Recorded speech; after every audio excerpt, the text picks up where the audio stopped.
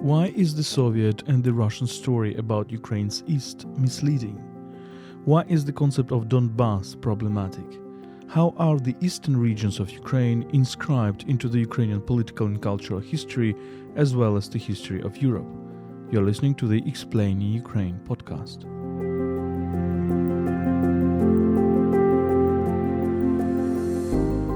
Explaining Ukraine is a podcast by UkraineWorld, a website in English about Ukraine. My name is Volodymyr Yermolenko. I am a Ukrainian philosopher and chief editor of UkraineWorld. My guest today is Kateryna Zarembo, a Ukrainian scholar and writer of the recent book Skhid Ukrainskoho Sontsia, The Rise of the Ukrainian Sun, or you can translate it as The East of the Ukrainian Sun. The book tells the story of Ukraine's East and was shortlisted for BBC Ukraine's Best Essays Book Prize, as well as the Shevelyov Prize for the Best Essay Book in Ukraine.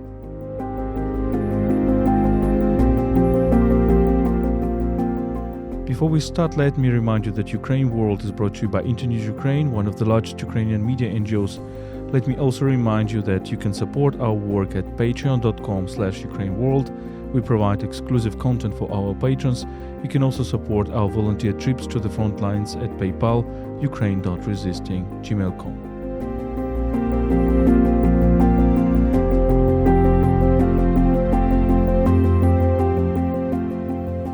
Kateryna Zarembo, welcome to this podcast. Hello, it's my pleasure to be here. So, we know each other for a long time, but now I would like to talk with you about your book, which is called Skhid Ukrainskoho Sontsia, which is difficult to translate into English, right? Because we can say the rise of the Ukrainian sun, but then Skhid means also the east. And your book is about the Ukrainian east, or the eastern part of Ukraine. Why did you decide to write this book? Yes, thank you very much, Volodya, for inviting me, and thank you for pointing out this difficulty indeed in translation of this play of words in Ukrainian. Basically, the title, which you mentioned already, signifies the light part, the colorful part, the life-full part of the region, which is connected with much pain, let's say, in Ukraine's recent history. Let's put it this way. I decided to write this book because I felt the responsibility to tell the stories which I at some point uncovered after Russia started its unproclaimed aggression in 2014. And I myself learned more about Ukraine's East, about the region which collectively embraces Donetsk and Luhansk Oblast of Ukraine. And the more I learned things which I would say did not belong to Ukraine's popular discourse about this region, the more I felt this responsibility to make them widely known. So you're talking about Skhid, and there are many Ukrainian authors, well, not many, but there is a number of Ukrainian authors who are using this word. Also, the book of Alexander Mekhet, one of Ukrainian best non-fiction writers, which was about the East, is also using this word instead of Donbas. And you're discussing the word Donbas also in your book. Tell me why you decided to talk about East and not Donbas. Right. This question, of course, belongs to one of the core arguments which I am making with my book. And also, of course, I'm borrowing the thesis also from Mekhet's book, but also from other Ukrainian intellectuals. Basically, this is a rather long discussion about the regional toponymy, if I'm using the academic terms, so the regional toponymy which contributes or causes maybe knowledge distortion. Basically, Donbas, the word which is often used also in the, let's say, in the Western audiences or English-speaking audiences to denote this easternmost part of Ukraine, stems from abbreviation dating back to the Russian Empire. And this abbreviation stands for Donetsk Kol Bazin. So this is about industrial basin, industrial part of Ukraine, which is actually, when we look at the map, it does not coincide with the administrative lines of the oblast, which I mentioned, so Luhansk and Donetsk Oblast, but instead it comprises part of Luhansk Oblast, part of Donetsk Oblast, part of Dnipropetrovsk Oblast, and also part of Rostov region in Russia. So this is about 4 different current administrative units in 2 countries. However, the term was widely used first in the Russian Empire and then especially in the Soviet Union to basically also impart identities on the region.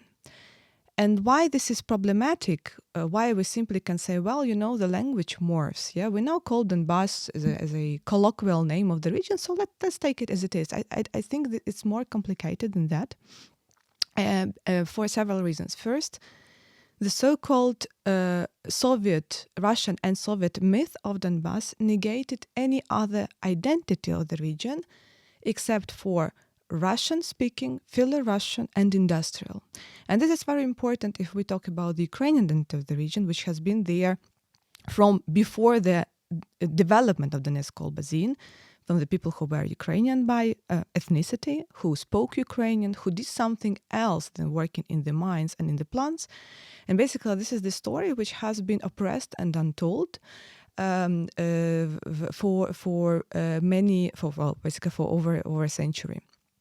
And this was also exploited. If we look at the history of Ukraine's independence, then you will see that it was also exploited by the Party of the Regions in 2004 and 2010 during the presidential elections. Basically, the Party of the Regions and Viktor Yanukovych, its leader, appealed to this Donbas myth of former grandeur. However, grandeur itself was a myth, and I can explain it later if you'd like. The point is that this was part of the region's identity, but not exclusive part, and to some, in some respects, also a pure lie. For example, something that what is also very important to me, something that then resulted in a complete misinterpretation of the events of 2014. So non-understanding that this was the Russian covert war. This basically led to, so this knowledge distortion led to misinterpretation of then interstate war starting from 2014 abroad. And this specifically resulted in the lack of support for Ukraine and lack of understanding of what's actually going on. So it's not just a word, it's not just regional toponymy. Then another point which I think is very important is basically how the local people perceive the term. And this I think gives me a trump card in explaining that, because basically when you talk to people north of Luhansk Oblast or south of Donetsk Oblast, they would not say that they live in Donbas. So if you ask them, so how is it living in Donbas? They would say, well, we don't live there. We live either in Slobozhansk in the north of Luhansk, or we live in Priazovia. The famous Mariupol belongs to Priazovia, so the coast of Azov Sea. So they would totally not associate themselves with Donbas, and I think this gives us also this legitimacy to explain that this term is not okay even now, even if elsewhere we use it as an umbrella term. So this is a big simplification and as I said already, knowledge distortion. And last but not least, when we look inside both oblasts, so of course, administrative lines on the maps is something that's drawn by people. But when we look inside this oblast, we would also see much differences. So there are agricultural settlements and there are indeed industrial and urban settlements. And then the industry has also evolved. And for example, Donetsk Oblast is famous not only for coal, and coal again, it was the industry which was diminishing and less and less profitable for already 70 years, not even in Ukraine's the period of Ukraine's independence, but also, for example, ceramics. Ceramics is something that for which Donetsk Oblast is famous for, but let's say famous in narrow circles. However, it could also be kind of the trademark of the oblast had we maybe talked more and got more interest and explored more and discovered more about these nuances of the regional portraits. And my last point, and I will conclude, one of the points of my book was also that we should take more interest in the nuances of Ukraine's regions generally, not only in the East. Yeah, absolutely agree. And I also agree that this is a very much artificial concept, because actually we talk about historical Ukrainian regions, and you mentioned Slobozhanщина or Slobidska Ukraine, which also contains this element of sloboda, svoboda, the free territory, the free lands where people mostly from the Russian Empire would land in. And then you have Zaporizhia, which is also the idea of this free land where free people will settle, the Cossacks, but mostly from Rzeczpospolita, from Polish-Lithuanian state. And then you have, of course, Priazovia, the Azov region, which is also very interesting in terms of how Ukrainian identity is linked to it.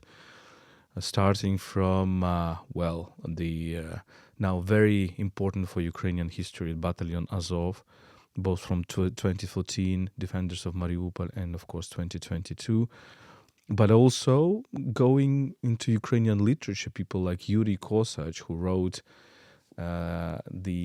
his novel Volodarka Pontide, the Queen of Pontida or Pontis, and this was the Azov lady. So the idea of the steppe and the sea, contrary to other ideas of Ukraine, in which you have steppes and the central Ukraine or forests.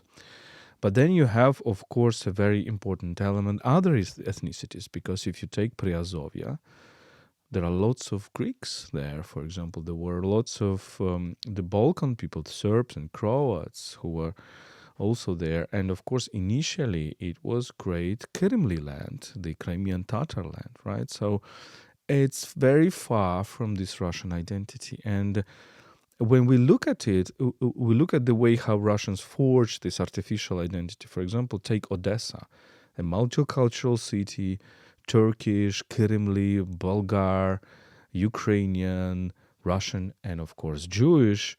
And then it is during Soviet times, Russian imperial and Soviet times, it was all mixed into this one Russian identity. And I forgot, of course, to mention the European identity, the French, etc. Mm-hmm. Let me talk about the European origins of this region, because you talk a lot about this. And of course, everybody knows that Donetsk was first called Yuzivka because of John Hughes, the Welsh entrepreneur who started the mines. But then there are lots of Belgian entrepreneurs, French entrepreneurs, British entrepreneurs. Can you tell a little bit more about this? Yes, sure. And thank you very much for giving this, of course, multi-ethnic glimpse into various Ukraine's regions, indeed, south and east. And basically, I would like to reiterate this point to our listeners, how much more there is than what the Russian propaganda wanted us and many of us to believe. As for the European settlements, indeed, this is a story which I'm telling in my book. I think it is getting more and more known and famous, and I like it very much. I would also definitely recommend the documentary of Kornei Gritsuk, Euro Donbas, who managed to not only tell the story of the European settlements and development of the industry in the region, but also capture some of the places which I don't think we will find them in the state in which they were before the full-scale invasion. So in 2021, he captured these places and sites of the Western European heritage in Ukraine's East. It's very important. So what the story is about? The story is about, the core of it is that the Soviet pride and grandeur of the local heavy industry in Donbas as a coal basin and also related to its heavy industry spheres, would not be possible without heavy European investment and intellectual resource. And I think this is, it tells it all basically about the attribution and ownership, both in material and intellectual sense of the word, of the Soviets in the region. Basically, indeed, in the second half of the 19th century, the Russian Empire realized the potential, the industrial potential of the region, but it could not explore it, did not have the resources and the capacity, so the intellectual and engineering capacity. And they invited the investors from Western Europe. You mentioned these countries already. These were Belgium, France, Germany, and Britain.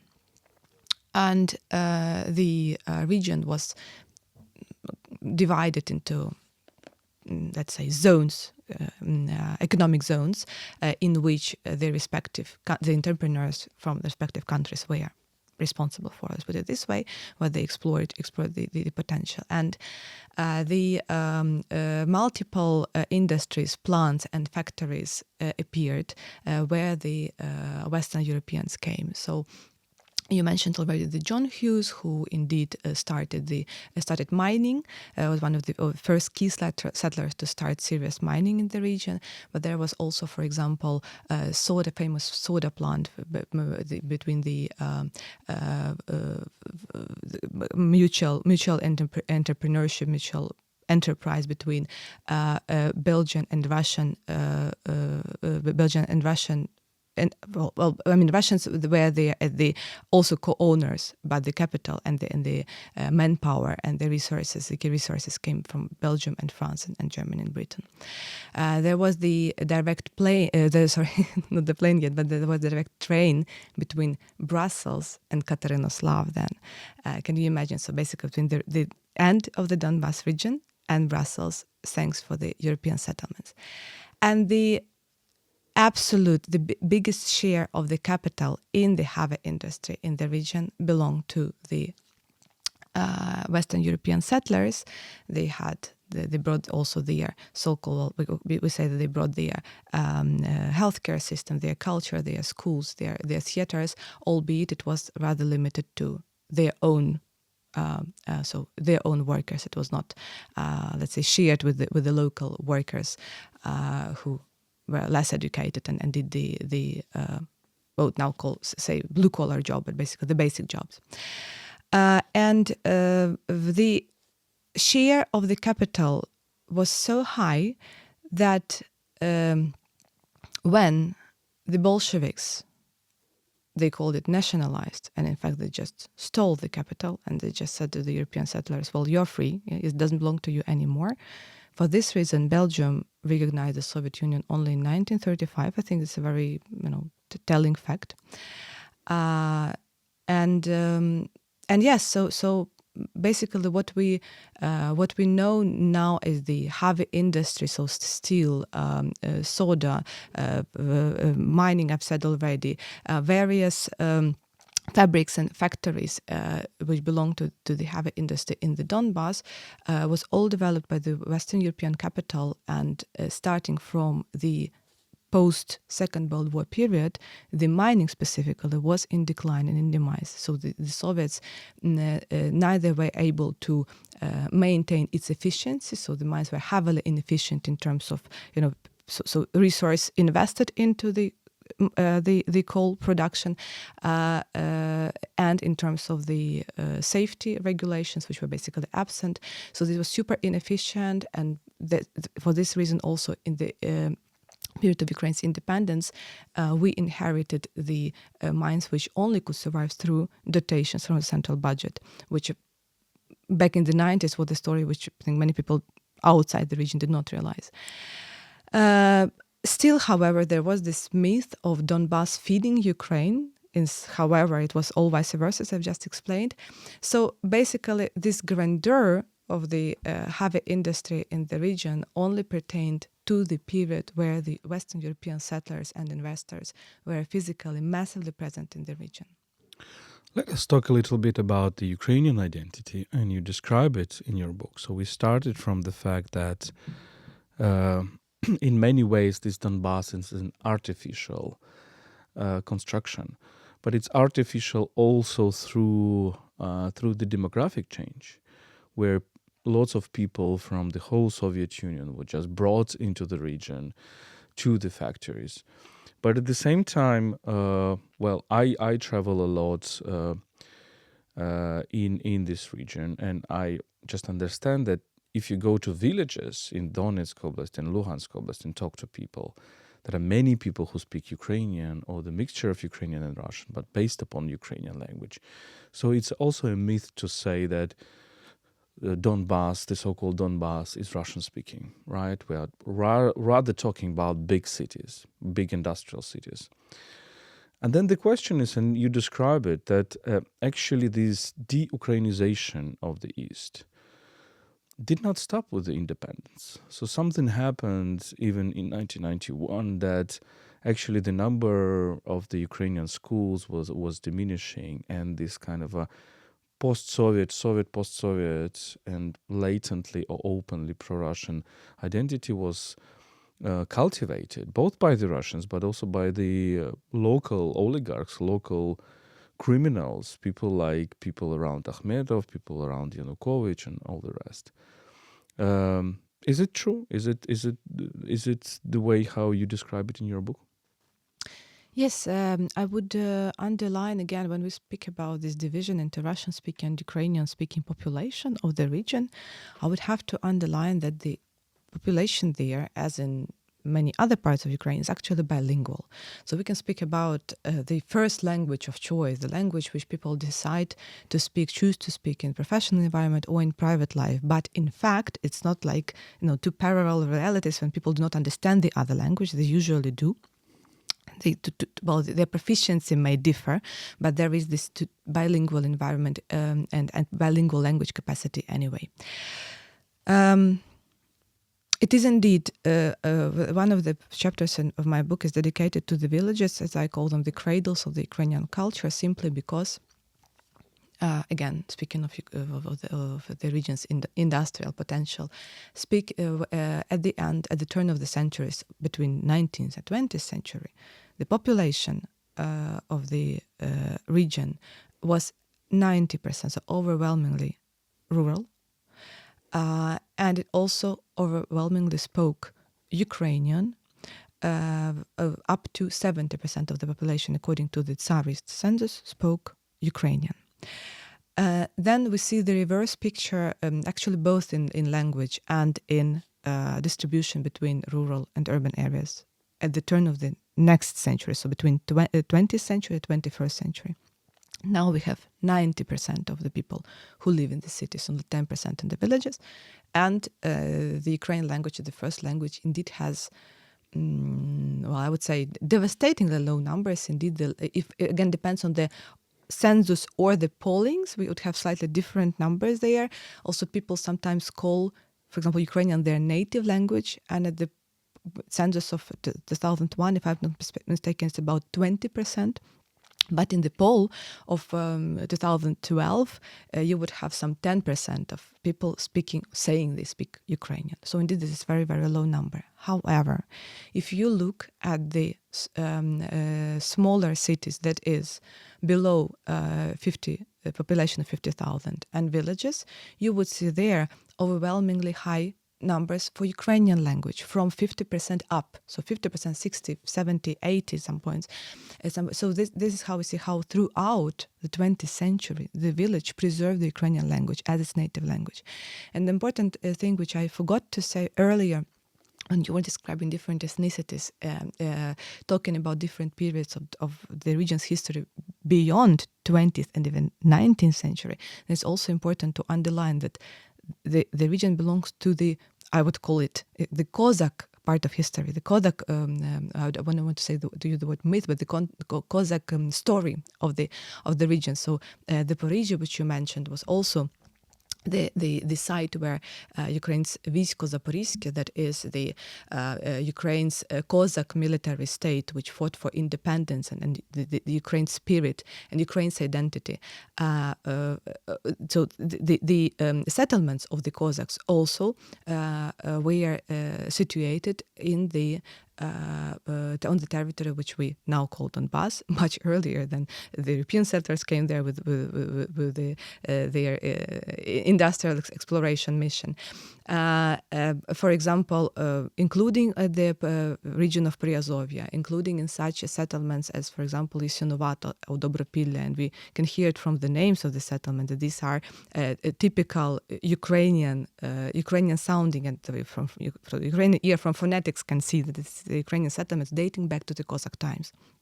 So there is a lot of history which we can trace also from the inherent Ukrainian, Ukrainian history and Ukrainian story in this region, much earlier than the Russian and Soviet story began.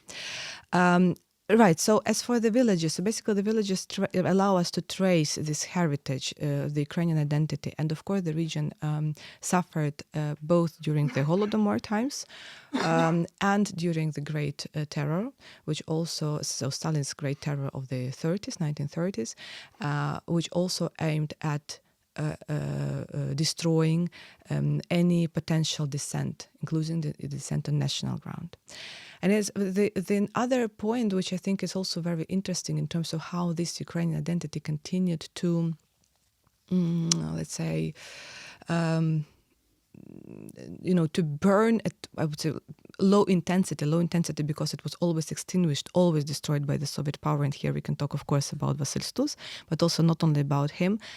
So Olga Onoch, in her latest book, makes a point that the majority, or let's say the big part of Ukrainian dissidents, including those who founded the Ukrainian Helsinki group, actually hail from exactly Donetsk and Lugansk region. So those are Oleg Satychy, Ivan Svetlichny, Vasyl Stus later, and many other names. Mykola Rudenko, of course, at the head. So when we look at how they lived and how they indeed dissented and how they were murdered in camps and in hospitals, for example, as Oleg Satychy, or either were castigated by this by the Soviet power, you would be surprised to find out that they come exactly from Ukraine's east. So, after knowing all this, after telling all this, I find it quite self-explanatory to say that this is indeed the Ukrainian region of not only, let's say, peasant culture. Donetsk and Lugansk Oblast, actually even before 2014, had very high production of agriculture. And after too, but of course, the part of the region was occupied by Russia.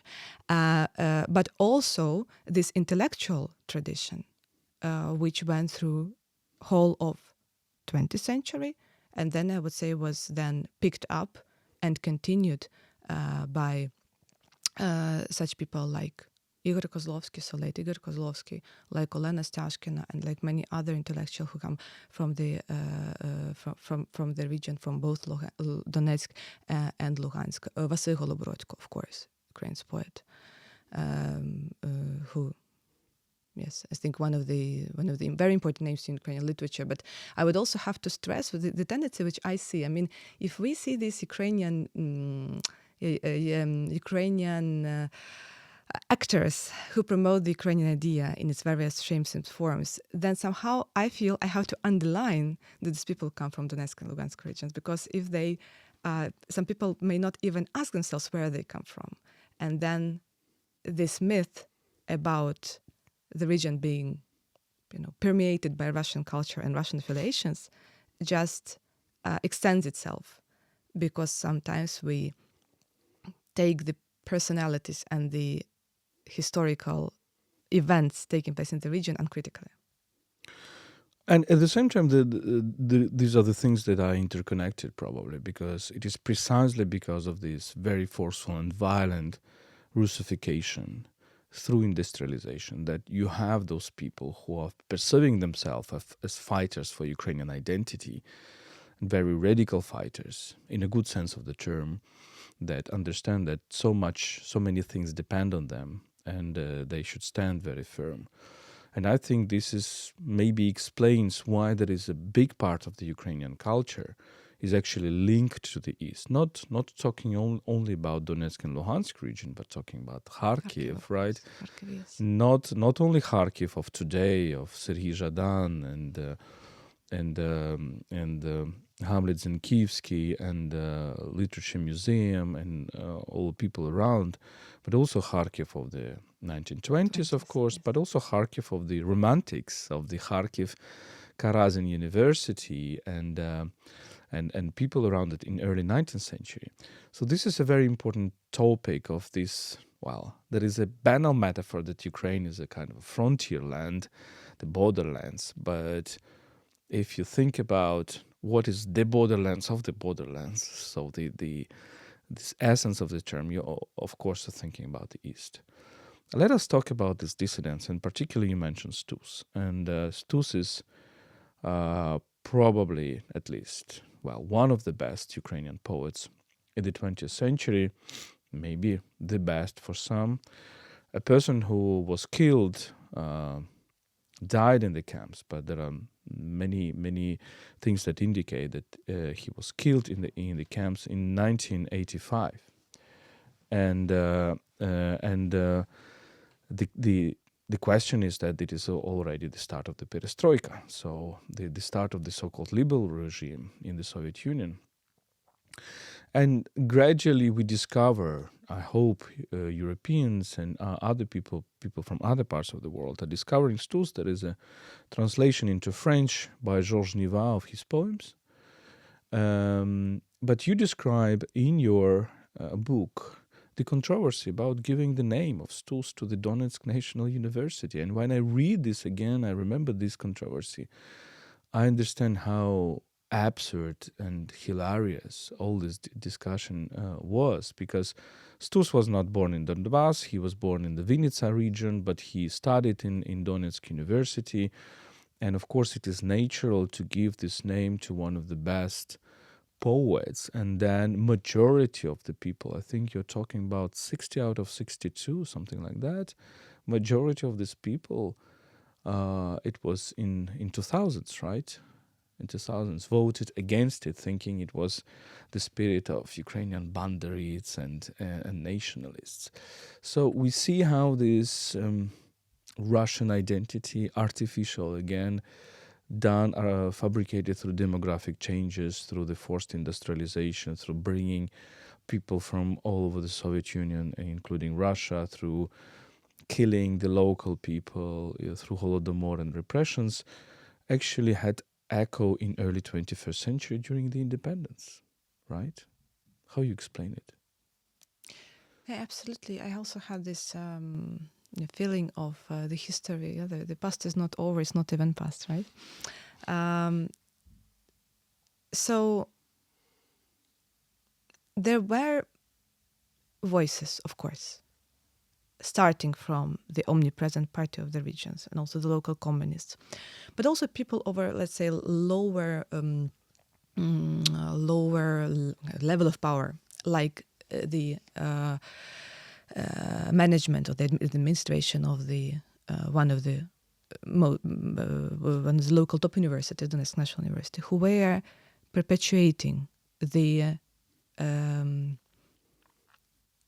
let's put it the way Russian maybe intellectual occupation of the region, which was there much earlier than in 2014.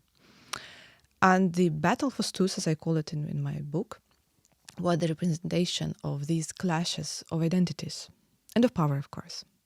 So before I get to the battle for renaming of Stus, battle not in the military term yet, I want to say just a few words about who were the protagonists. And basically, my whole book is about civil society, as I would call it, again, academically. So about these grassroots movements of various kinds. And the grassroots movement in the university was the one I write about, was called Poshtov. Poshtov is the Ukrainian name. In English would be a push, maybe. So Poshtov was a student organization. It comprised students and it operated in the years 2005 to 2008, a little bit 2009 too. Then it was also in action, but outside the walls of the university. However, in 2005, 2006, it started by the initiative of a student, a local student born and raised in Donetsk, Yuri Matushchak. And he was, basically he cared about who he was, and he wanted to uncover the Ukraine's national identity, historical memory. This was the process which I would say also was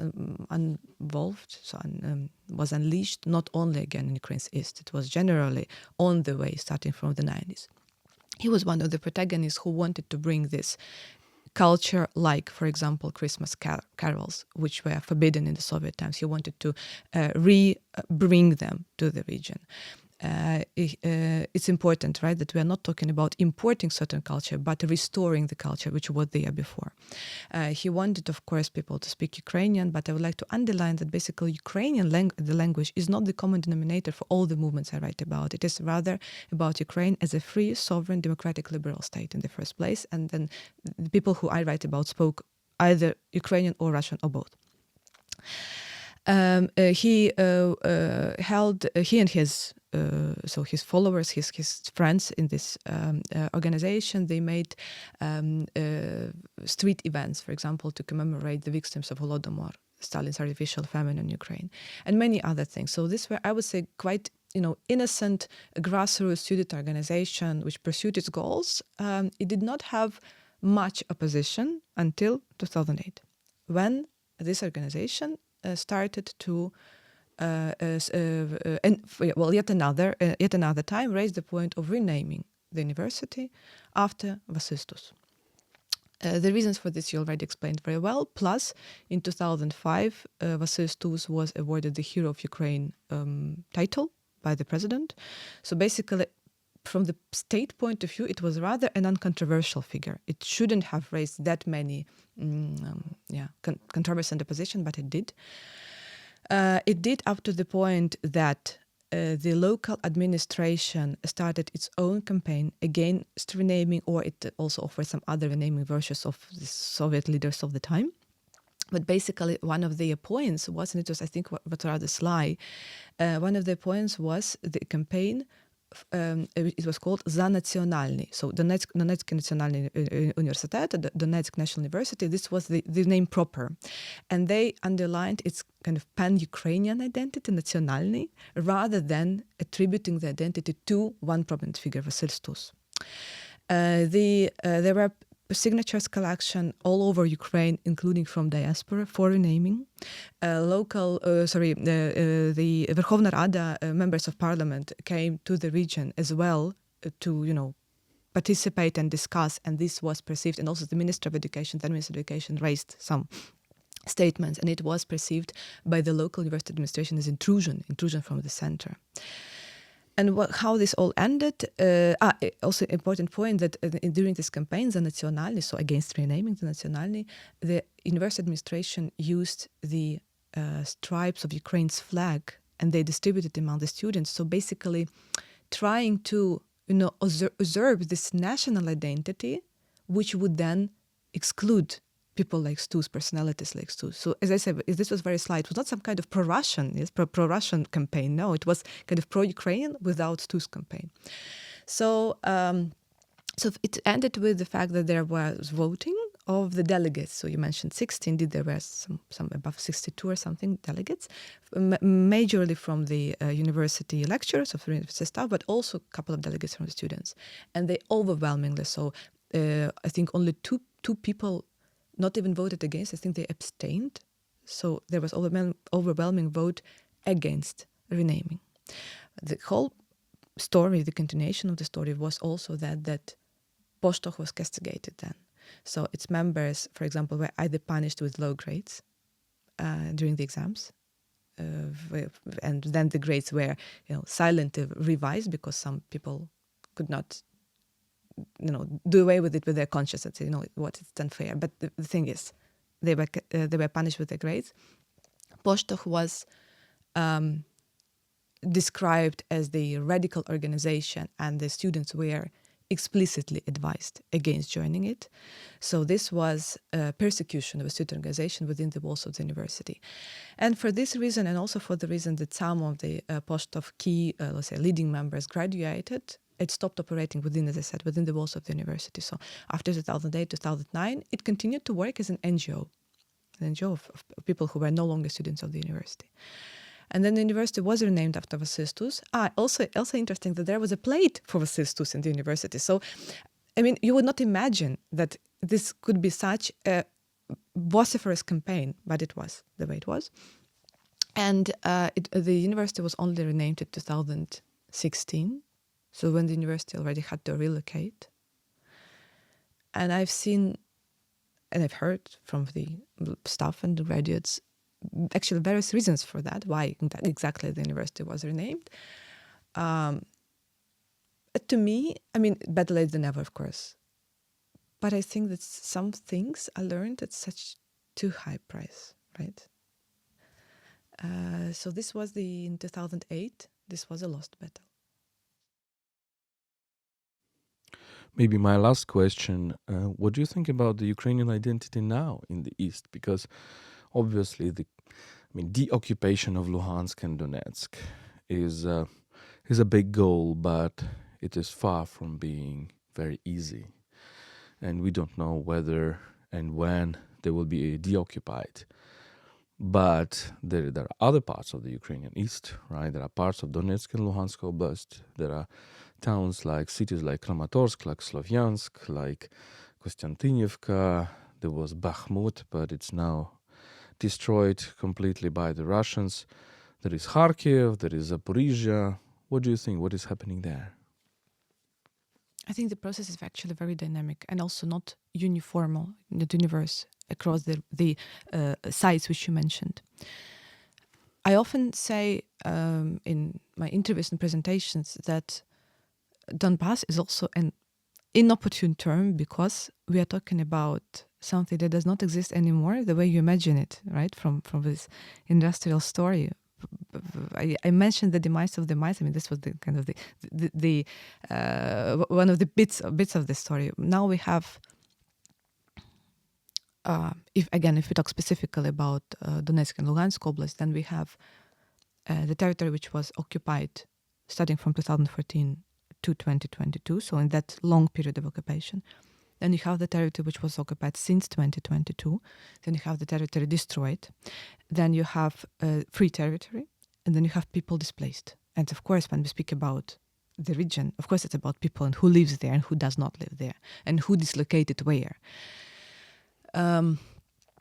So this is such a dynamic and fluid process that I don't know if there is anyone who would be fully capable to, reassess and reappraise the Ukrainian identity of the region, because, as I said, it is not limited to the region anymore. And then some people would probably go back home and some would not. And then some who are not from the region would come. So this is some kind of migration which is hard to foresee right now. I would always abstain from saying, so I mean, I have a biased interest here. I was deliberately telling this Ukrainian story of the region. Of course, there was a different story too. I mean, we have, of course, collaborators there, starting from 2014. I mean, this is a known fact. But then there were many people who were just Ukrainians, unquestionable Ukrainians. I talked to another Ukrainian activist and journalist, Zoya Kazanji, who is from Odessa, and she said, well, when you say Ukrainian Odessa, it's kind of oxymoron. I mean, what other Odessa? Of course, it's Ukrainian. So this was not unquestionable about Ukraine's East, and I wanted to say, hey, this is not just wishful thinking. This is history and facts. Right now, I know many facts and actually collect them of resistance and occupation, starting from 2014. So when I hear something like there is no one waiting for Ukraine there in occupation, I can say it's not true. However, I do not have, and I don't think it would be, legitimate to even try to have the results of any kind of opinion polls in occupation. I mean, this is completely unethical to do. So I want to say, of course, after the occupation, we have a huge task in front of ourselves. The experience of occupation is terrible, and there are many questions connected to security, justice, provision of services, of course, education, culture, and many other factors which Ukraine will have to deal with. And this, my kind of layman views, I'm not an expert here. I think that the more the territory and the people are in occupation, the more challenges there will be.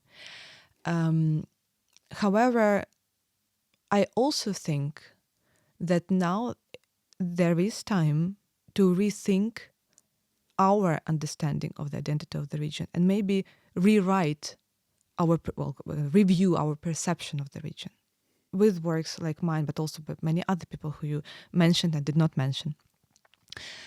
Svetlana Oslavska's, for example, book Severodonetsk, which is concentrated, is focused on only one city in Luhansk Oblast, Severodonetsk. And when I read that book, I had my expectations, but then I said it's from the same publisher as mine, and I said, "But hey, we are telling the same story, the story about Ukrainian identity and opposition and resistance." So yes, we have a big goal, a big task in front of us. But we have to know that we have history and people to rely upon. Kateryna Zarembo, thank you so much for this conversation. Volodymyr, thank you.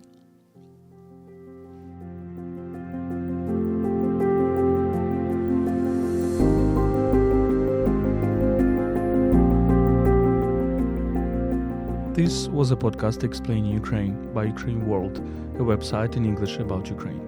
My name is Volodymyr Yermolenko. I'm a Ukrainian philosopher and chief editor of UkraineWorld. My guest was Kateryna Zarembo, a Ukrainian scholar and writer of the recent book Skhid Ukrainskoho Sontsia. Let me remind you that UkraineWorld is brought to you by Internews Ukraine, one of the largest Ukrainian media NGOs. You can support our work at patreon.com/UkraineWorld. We provide exclusive content for our patrons. You can also support our volunteer trips to the front lines at PayPal, ukraine.resisting@gmail.com. Stay with us and stand with Ukraine.